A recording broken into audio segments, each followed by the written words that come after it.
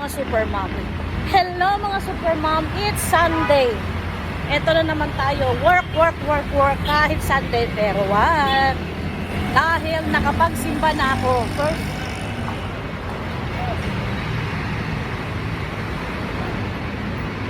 First mass in the morning, nakapagsimba na tayo mga super mom. Of course, seek ye first the kingdom of God muna tayo. Pero pag hindi naman ako nakigising ng maaga, ng 5:30 para magsimba ng 6 o'clock.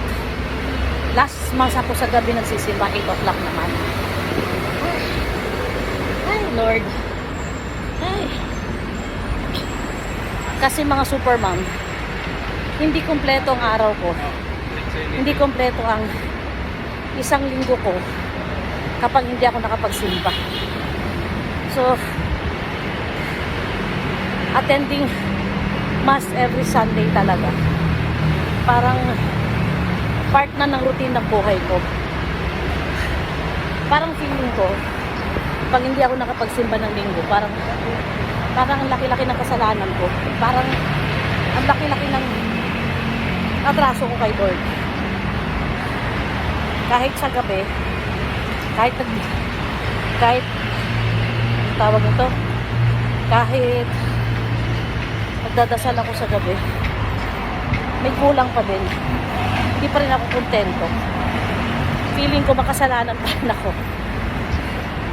Siyempre, makasalanan naman tayong lahat talaga. Pero, parang nakakagaan sa feeling na pag nagsimba ka, para bang feel ko, kayo, yung feel ko na parang nabawasan yung kasalanan or burden na in 1 week itong araw puro tayo trabaho, lakwat siya, kung ano-ano pa. Tapos isang araw lang sa isang linggo, 30 minutes to 1 hour lang, hindi pa natin maibigay yun. Kaya sinigisikap ko talaga pag di ako nakasimba sa umaga, I'm sure to it, pagdating ng gabi magsisimba talaga ako. So ito na, sasakay na tayo. Shoot! Ay, salamat. Maraming upuan. Ayun.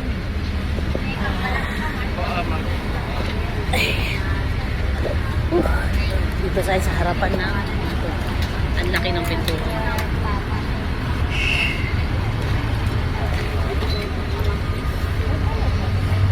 I-ready ko na yung ating pamasak.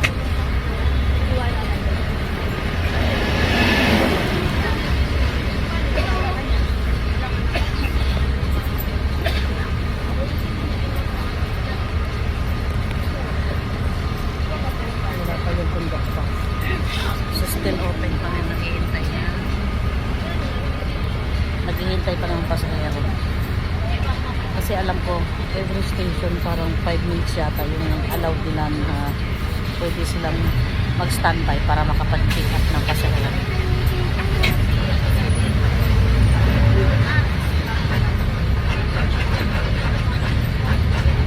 Pati sa buko na kami nalagyan ng ano, tawag nito yung